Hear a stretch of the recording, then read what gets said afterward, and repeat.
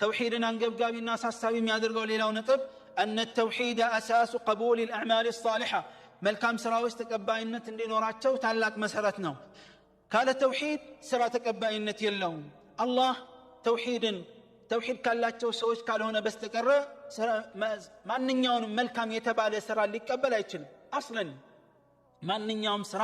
ካለ ተውሂድ መልካም ሊሆን አይችልም የተከበረው አላህ Subhanahu Wa Ta'ala ያላቀው ጌታችን እንዲህ ይላል ولقد أوحي إليك لنبي عليه الصلاة والسلام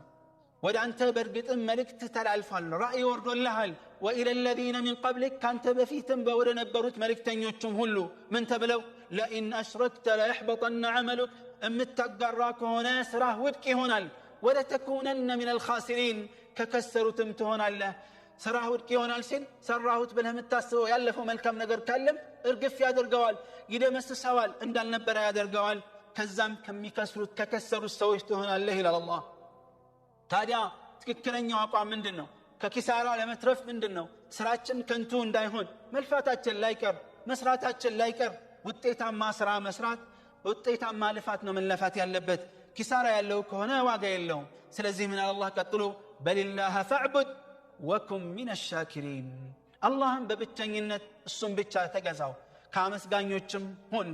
ከምስጋናዎች ሁሉ ያላቀው ምስጋና ብዙ ኒዕማንና ጸጋን ያዋለልን ጌታ